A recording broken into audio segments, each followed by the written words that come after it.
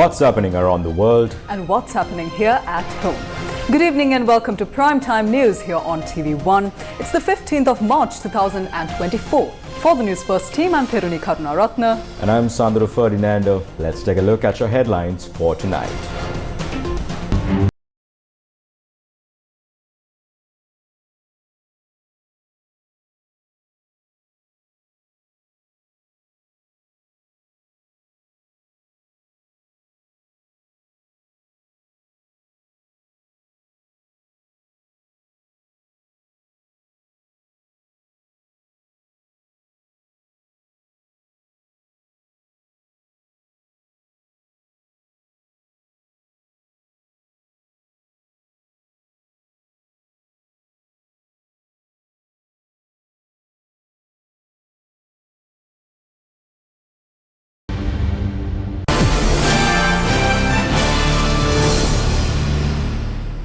Starting off with news here at home, President Ranil Wickremesinghe emphasizes the urgent need to enhance Indo-Sri Lankan trade relations for the mutual benefit of both nations.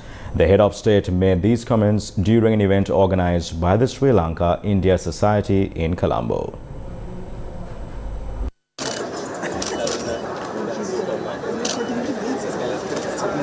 The 75th Republic Day of India and 76th Independence Day of Sri Lanka were commemorated by the Sri Lanka India Society in Colombo. President Ranil Wickremesinghe and First Lady Maitri Wickremesinghe graced the event as the chief guests, while the Indian High Commissioner to Sri Lanka, Santosh Jha, attended as the guest of honour. In honour of President Ranil Wickremesinghe's visit, a special commemorative gift was presented. Additionally, he received a copy of the Maitri magazine, which showcases recent highlights of Indo-Sri Lankan relations. So all of us have a lot of connections, both here and in India. So that's the way that we have continued our friendships and strengthened it. So this is the common legacy. And to me, what is special on the 75th anniversary is now we are putting into effect the vision statement that I signed with Prime Minister Modi. We have always dealt with our cultural affiliations, with our religious affiliations, fact that we are both democracies, fact that we have the British system of law. But what we have forgotten is that the trade and the economic relationship between Sri Lanka and India. I think it goes back even beyond the cultural stage. The President also pointed out that the use of common currency between the two nations. Into the villages, they found in parts of the dry zone in Anuradhapura coins issued by some of the South Indian trading organization. So long before we signed this agreement on Sri Lanka rupee and the Indian rupee, they have been at it using common currency.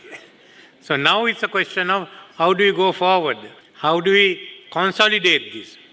So connectivity is the main item. Connectivity, transport connectivity, power connectivity. President Wickremesinghe stressed on the use of Sri Lanka's strategic location. How does Sri Lanka use its regional location, the strategic location for trade, so that South India benefits from it? So we are looking at now the development again of Trincomalee as a harbour, as Southeast Asia and the Bay of Bengal develop, and the Bay of Bengal itself becomes, the strategic value improves, the use of Colombo, how we will have connectivity, and how the excess renewable power in Sri Lanka partly can be used in South India. The President elaborated on working together with its South Asian neighbour. So it is for us, as the Indian Ocean develops, as our countries develop, that we work together. We move towards economic integration. There's no other way. But nevertheless, we must realize the opportunities we have, how we can work together with India and go ahead. There should not be any differences. We should be able to move around fairly, easily. It might be easy for a person in Bangalore, much easier for him to jump into a plane, come here for a holiday than to go to Rajasthan. There's 2 hours. We have only 1 hour. Look at the advantage.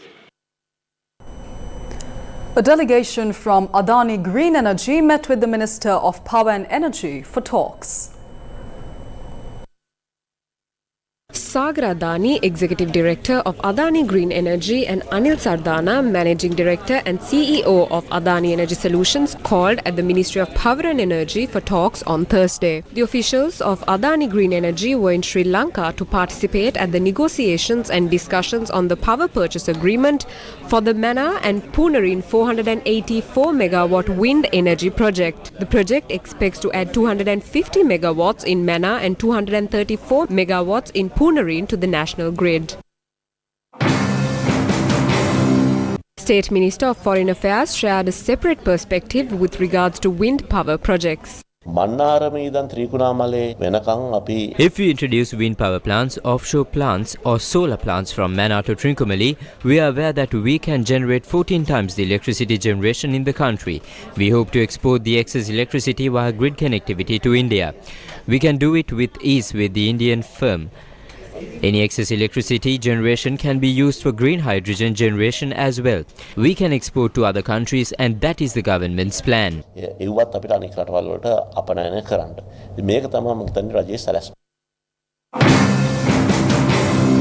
The Electricity Users Association convened a press conference today to articulate their stance on the recent agreement with Adani Company for wind power generation. In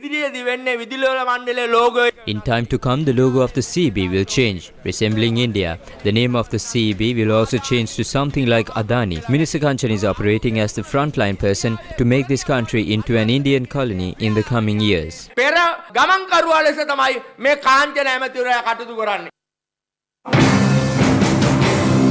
A Sangha summit convened at the International Buddhist Centre in Manilvatta, Kelaniya, uniting Anunayaka Theras from 3 denominations in their collective stand against the sale of national resources. The Anunayaka Theros from the 3 sects have come here for the sake of the country. For the sake of protecting the national resources, we wish to announce a Sangha order as well. We would like to inform those in Parliament that this order should not be disregarded and it needs the support of all.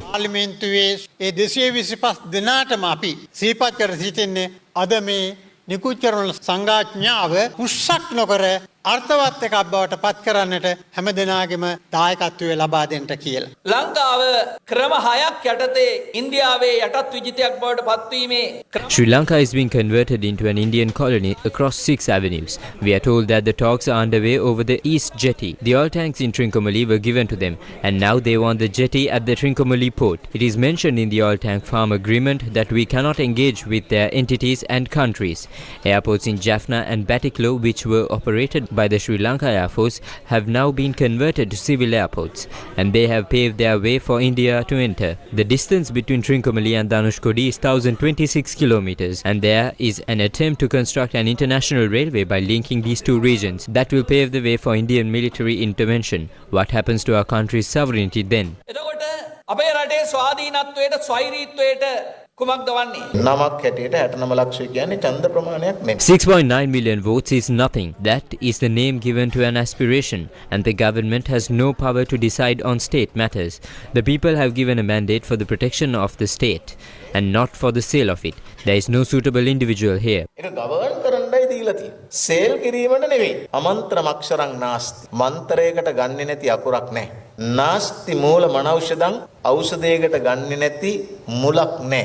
අයෝග්‍යෝ පුරුෂෝ නාස්ති වැඩකට ගන්න බැරි මිනිස්සු නැහැ. ඒ ඔක්කොම හරි එක්කෙනෙක් නැහැ. ඒ තමයි යෝජකස් තත්ත්‍ර දුර්ලභ. ඒ 3-4 දෙනා එකට එක්කව කරන්න පුළුවන් හරියම මැනේජර් කෙනෙක් නැහැ. පොදු ජන පෙරමුණේ පොහොට්ටු පක්ෂයේ ජනවරම. The SLPP was given a mandate for the protection of national resources and not their sale. Those represented in the parliament have a special responsibility. We hope that at least 50 SLPP MPs will join this cause. This is our message to them. මේ අවස්ථාවට සම්බන්ධ වෙයි කියලා. අපි කැමති සම්බන්ධ වෙලා ඉන්න മന്ത്രിතුමන්ලා මේ පණිවිඩය ඒ අයට ලබා දෙනවා. The second generation organized a motorcade from Independence Square in Colombo to the Temple of the Tooth Relic in Kandy. This was held with the participation of Uvindu Vijayveera. The aim of this initiative is to inform the Malwatu and Askiri Mahanayaka Theras of the foreign interventions in the country. පහුගිය වසර කිහිපය තුළ ලංකාවේ ඇතිවෙච්ච දේශපාලන අරාජිකත්වයේ දඩමීමක් කරගෙන Over the past few years, the country's state of political anarchy has been used as bait to implement a variety of agendas and agreements that were never engaged by various groups in the country in the past. We observe that 225 elected representatives are following a silent program. The political groups that should be active at a time like this are silent. සක්‍රීයව දේශපාලනය කරපු දේශපාලන පක්ෂ අද නිහඬයි. The Indian Deputy High Commissioner to Sri Lanka and former President Maithripala Sirisena engaged in an observations tour to the under-construction trilingual national school in Kadruwela. The construction of the trilingual national school commenced following a request made by former President Maithripala Sirisena from Prime Minister Narendra Modi during Sirisena's inaugural official visit to India after assuming office. The project, initiated in 2017, is a donation from the Indian government. However, progress on the construction faced intermittent delays over the past few years due to insufficient allocation of resources. Accordingly, former President Maithripala Sirisena had made a special request from Indian Prime Minister Narendra Modi, following which it was agreed to make the necessary allocations to complete construction of the school. As part of this commitment, the Indian government will provide 250 million rupees to expedite the construction, with the goal of completing the trilingual national school within the next 6 months. A petition filed challenging the appointment of the IGP will be taken up for consideration in April. The Supreme Court had scheduled the hearing of a fundamental rights petition challenging the appointment of Deshbandhu Tennakone as the Inspector General of Police for the 2nd of April. The petitioner, Professor Savithri Gunasekara, filed the application seeking judicial scrutiny of the appointment process. The application was called up in the presence of a 3-judge bench of the Supreme Court led by Justice P. Padman Surasena, and an order was issued for notice to be served on the respondents. The building in Kompannavidya, which was used as the headquarters of the Sri Lanka Air Force, was officially handed over to the Sri Lanka Police today. The occasion was presided over by Defence Secretary retired General Kamal Gunaratne and others. This building, which was used as the headquarters of the Sri Lanka Air Force for almost 2 decades, is located in an area of 3 acres and consists of 12 floors. The headquarters of Sri Lanka Police will be established at this location in the future. The documents related to its official handing over and acceptance were signed by Air Force Director General of Administration Air Vice Marshal Manoj Kapetipala and Administration Director of the Sri Lanka Police Headquarters, Senior Superintendent of Police Kalum Tilakaratna. Later, the documents were exchanged by the Commander of the Air Force and the Inspector General of Police. Secretary of the Ministry of Public Security Viyani Gunathilaka, Commander of the Air Force Air Marshal Udeni Rajapaksa and Inspector General of Police Deshbandhu Tennakone and several other senior officers of the Air Force and Police joined the occasion. Wins the election. The Jatika Janabala Vegya responded to the statements made by the founder of the Sri Lanka Podujana Peramuna, Basil Rajapaksa. Wins the election. During the discussion on Sirasa, Basil Rajapaksa says that he is against holding the presidential election before the general election. He says that this is because the person who wins the presidential election will eventually win a majority at the general election. But let's look at his conduct. The parliamentary election was held in 2004 and the presidential election was held in 2005 during his reign. At the time, the constitution allowed for the president to call for a presidential election at any time after 4 years in office. What did he do? Although constitutionally the general election was due to be held before the presidential election, they called for the presidential election before that. That was Basil Rajapaksa. In 2015, again after 4 years in office, they called for a presidential election before the general election. Although Gotabaya Rajapaksa had won the 2019 election, he did not have the power to call for a general election immediately. On the first day that he got the power to dissolve parliament after 4.5 years, he dissolved the parliament. Therefore, these people are only shedding crocodile tears for democracy. I also saw him saying that the parliament can pass a motion and dissolve the house. That is a lie. According to the 21st Amendment, only the President has the power to completely dissolve Parliament.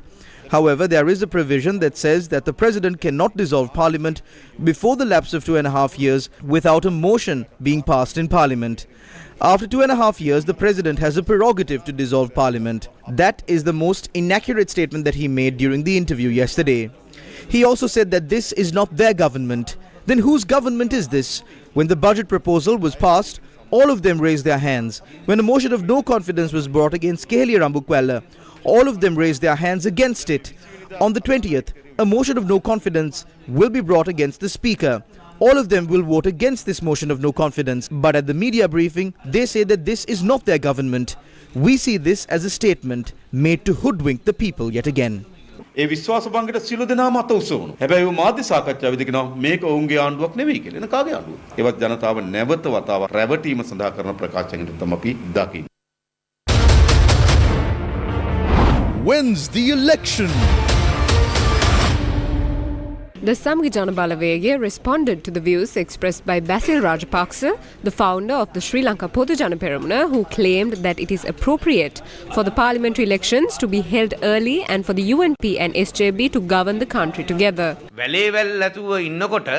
Rajapaksa said without any shame that if UNP and SLPP and the Ranil Rajapaksas get together, they can get some representation in the parliament. In a situation where there is no other option, Basil Rajapaksa says that it would be better to have a parliamentary election first. We say that it is better to hold both the parliamentary election and the presidential election together on the same day. There won't be any obstruction. Hold both elections together. We as a Samgijana Balavege are ready for it.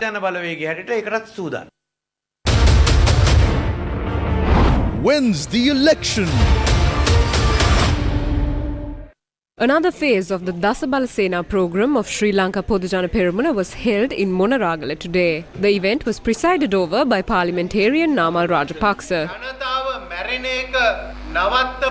The leader who saved the people of this country is being portrayed as a thief, while the one who murdered people is considered a hero on social media. We need to understand this conspiracy. Our party has a policy. There are certain policies we presented as Mahinda Chintana. We will protect the unity of the country. We will not allow national resources to be sold. We will create a bright future for the children of the country. We will strengthen Sri Lanka. It is a cause for concern if these are happening in the country at the moment. Therefore, I believe that it is the time to explain the reality to the people and take action to move the country forward.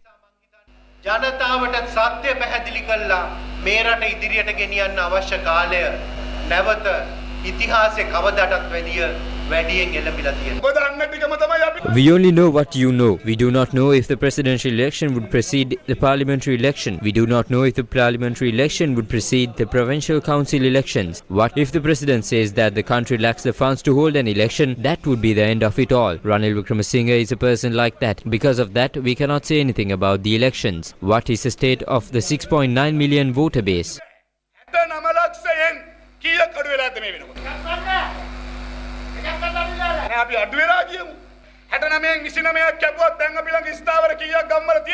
Let's say that the number has reduced. Still, in how many villages is our strength assured? We started off with 4 million votes. 2024 is a year in which we have a matter to put to rest. Our property and people were attacked and pushed into the Beer Lake. We have to settle that matter.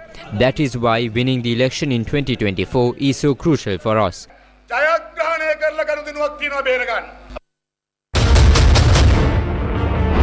Wins the election. Opposition leader Sajid Premadasa says the need of the nation is a leader who is empathetic towards the people's sorrows. Today is National Consumers Day and everyone in this country are consumers. All 22 million citizens are consumers. We need laws that safeguard every consumer enshrined in our constitution. But it is unfortunate to say that there is no remedy for the ever-increasing price of goods. They have no sensitivity towards your pain and struggle. This sensitivity is paramount. They should understand the people's emotions. We must appoint leaders who can understand and relate to people's struggles. ජනතාවගේ දුක් ගින්දරේ ඒ නාඩි ටික අපිට තේරෙන්නට ඕන අපිට දැනෙන්නට ඕන ඒ තුලින් ජනතා ප්‍රශ්න වලට විසඳුම් ලබා දෙන යුගයක් අපේ රටේ බිහි කරන්නට ඕන. Wins the election.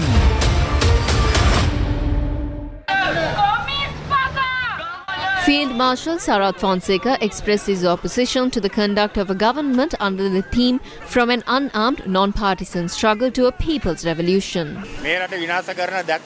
We arrived in Kandy to make the general public aware of the changes they need in the country and the politicians destroying this country. We request the general public to think of their future and be wise when they cast their votes in selecting a leader for the future of the country.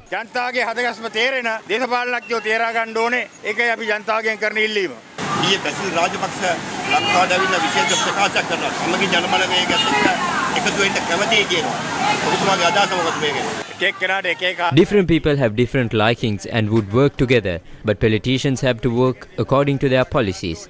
If we engage in politics simply to get support from the existing politicians, then the country would be in grave danger. The Sri Lankan Navy conducted a special operation to chase away Indian poaching trawlers from Sri Lankan waters early this morning. The operation led to the seizure of one Indian trawler and apprehension of 15 Indian fishermen poaching in Sri Lankan waters of the Kovilan Lighthouse in Karenagar. The Navy continues to conduct regular patrols and operations in Sri Lankan waters to curb illegal fishing practices of foreign fishing trawlers, taking into account the impact of those practices on the livelihood of local fishermen. The seized trawler, together with 15 Indian fishermen, were brought to the Kankasanture harbour and they will be handed over to the Mailadi Fisheries Inspector for legal proceedings. We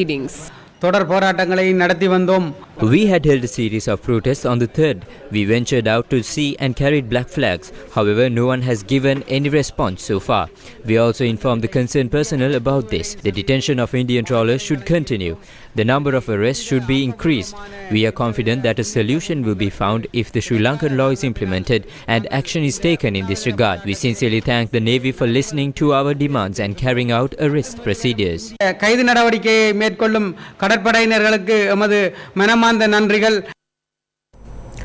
US Ambassador to Sri Lanka Julie Chang, speaking at an event organized for women empowerment in Colombo, noted that good economic governance and good political governance cannot be separated. Now we're in the month of March, that's Women's History Month, and just last week, March 8th, was International Women's Day. So we talk about all these women's rights and gender's rights for one day, for 1 month a year. But I do hope that we can go beyond that day, that month, present the voices of women every day, every month, throughout the year. Because the full inclusion and empowerment of women, from education to entrepreneurism to government leadership, will grow this economy and this country's future that benefits families, communities, and the country of Sri Lanka. Now we all know that women's voices have a profound impact on society and in development. This is especially important as Sri Lanka goes through the economic crisis and its ongoing recovery. We need more people, not fewer, more diverse people who have different knowledge, skills, creativity, who will contribute to the solutions to provide lasting benefits. And of course, there's still many challenges, but we're reminded that good governance goes hand in hand. Good economic governance and good political governance cannot be separated. Douglas Sonic, Deputy Chief of Mission at the US Embassy in Sri Lanka, during his visit to the eastern and northern provinces, also emphasized that the United States would encourage the respect for human rights. The increase in the cost of living, inflation, has really hurt ordinary people, households, and communities. We are committed to continuing to support Sri Lankans there. The second theme that came through very clearly was the desire for a more inclusive society that is respectful of rights of speech, assembly, and democracy. And so we met with advocates for the families of the disappeared, as well as those working to ensure that investigations into mass graves are transparent and are conducted in a way that provides the information that Sri Lanka needs to be able to move forward on these issues. The United States is proud to be collaborating with multiple organizations and the government itself to encourage respect for human rights and to really draw on the experiences and skills of all of Sri Lanka, which is going to be really necessary to overcome the economic challenges that Sri Lanka faces. South Korea donated vital equipment to the first pediatric palliative care center in Sri Lanka. The government of the Republic of Korea donated crucially required equipment to Suwarna, the first pediatric palliative care center in Sri Lanka. The handover ceremony took place with the participation of Myeon Lee, the ambassador of the Republic of Korea to Sri Lanka, and other dignitaries, including the country director of Koika Sri Lanka and former Speaker Karujaya Surya, patron of Indira Cancer Trust. The children are the futures of our countries and the world. So there's nothing that we can spare to help our children to have a better health and better conditions. Sri Lanka is our sixth largest partner in terms of the development corporations, and also in the areas of health. We have been working very closely with the Sri Lankan government in building hospitals, providing equipment, and also very recently, in addition to Koika, we have a new development agency called the Korea Foundation for International Healthcare, who have just registered their activities and also trying to work here with the Sri Lankan government. The donations include 106 solar panels, televisions and air conditioning units that have been installed in Suwarna. It is expected that these donated solar panels will contribute to a greener and more resilient energy infrastructure of the hospital, reducing carbon emissions and promoting environmental sustainability. A group of Natami is engaged in a strike today in Kesa Street in Petta. Natami is the name given to a labourer in Petta who carries and moves goods to and from shops, often by manually pulling carts loaded with the goods. Their demand is that an atmosphere to engage in their occupation in a respectable manner be created.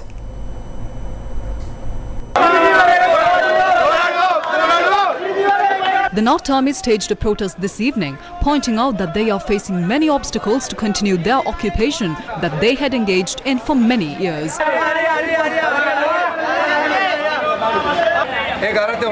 When we park our carts, the wheels are deflated and we are even scolded and assaulted. We work very hard to earn money. Please give us the freedom to engage in our occupation. They accuse that there are many obstacles to park their carts and engage in their occupation. The group dispersed after police officers from the Petta police station promised to provide a solution to the problems faced by them.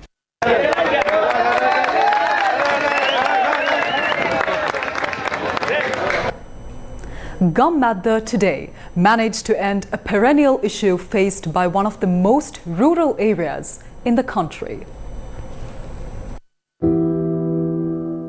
In the heart of Mihintale lies the enchanting Ukulankulama, a sanctuary devoted to the artistry of farming. But amidst the verdant fields, a silent fear prowls at dusk. Where the elephants once moved freely, now they emerge harbingers of apprehension. In the humble halls of Ukulankulama Vidyalaya, a poignant thirst lingers. The children, eager to sip from the cup of wisdom, find themselves parched due to the absence of clean water. The elders ponder solutions, and the road leading to the city witnesses roaming elephants. This issue was brought to the attention of Gammadda, where plans were drafted, a foundation stone was laid, and work commenced. Today, this project was handed over to the people. School children, villagers, state officials, and many others added more strength to this initiative.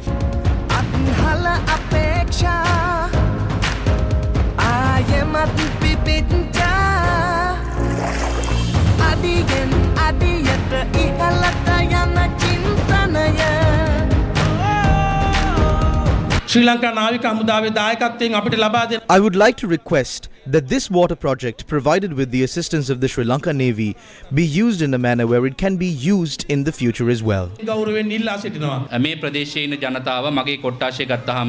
When we take into account this region, there are around 300 people suffering with chronic kidney disease. On behalf of the Divisional Secretariat and the region, as well as all public officials, I would like to extend my gratitude to Gammadda for coming to such a region with such a project. When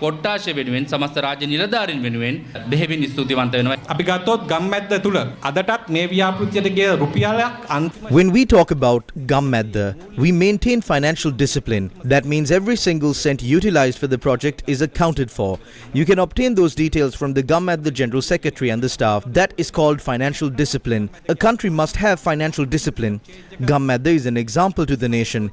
Here is the system change. We have trilingual news bulletins. These news bulletins are prepared by those representing the Sinhala, Tamil, Muslim and Burgher communities by working together as one. There are no walls or limitations among them. That is why we never ever felt like we belong to different communities.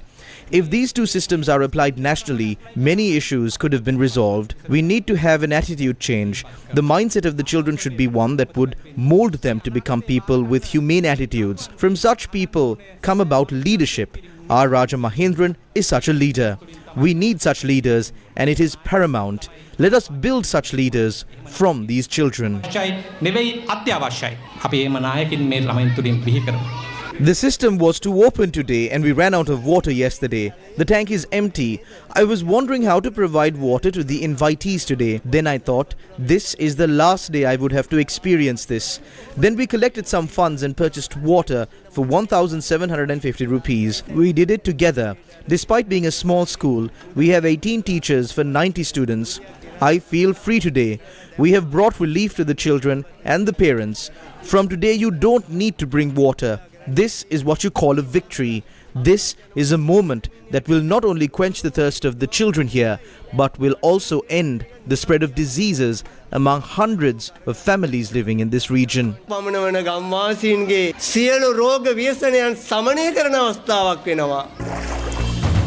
The project was fully funded by a donor who wishes to remain anonymous. The Sri Lanka Navy provided its expertise in constructing the water purification and supply unit. Today, the entire village turned their sorrowful frowns into everlasting smiles. Gammadda, made in Sri Lanka. The Sri Lankan rupee gained ground against the US dollar today. The Sri Lankan rupee showed an upward trajectory, strengthening against the US dollar. As per the exchange rate published by the Central Bank of Sri Lanka, today's rate stands at 310 rupees and 20 cents per US dollar. Notably, this year has witnessed a remarkable appreciation of the rupee, with a cumulative gain of approximately 5.5% against the US dollar. The Slim Dialogue Brand Week 2024 continued at the Water's Edge last evening. The Slim Dialogue Brand Week 2024 3-day symposium featured 30 industry-leading speakers in marketing and branding. If you look at more mature markets, every campaign is complemented with a brand lift study. Speakers shared a unique blend of knowledge and experiences, fostering new learning opportunities. At this point, as a brand marketer, what are we really fighting for? The only biggest thing we are fighting for right now is the battle for attention. At the end of the day, we have people on LinkedIn. How do we target them? That's where the difference comes in, because you can target based on professional attributes. A panel discussion brought together Group Director of the Capital Maharaja Group, Shevan Daniel, and Public Service Commission Director, Diane Gomez. Sri Lankans are resilient, and Sri Lankans have all the talent to compete in anywhere in the world. That's what I saw.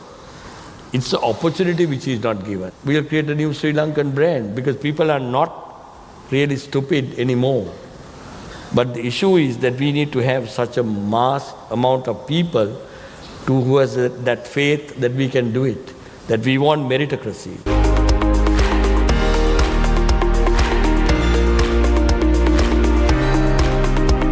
Slim Dialogue Brand Week 2024 ends today.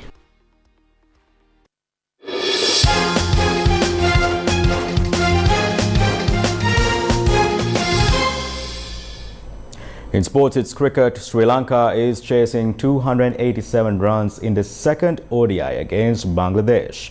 The visitors were 256 runs for the loss of 6 wickets a short while ago. Batting first, Bangladesh posted 286 runs for the loss of 7 wickets in their 50 overs.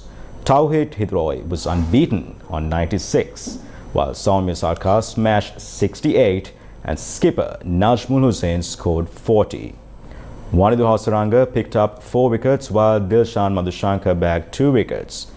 In reply, Pathum Nissanka powered Sri Lanka's innings with a valiant century. Despite losing partners at the other end, he steadied the chase to push past 200 with contributions from Charit Asalanka. Nissanka posted 114 and Asalanka posted 91.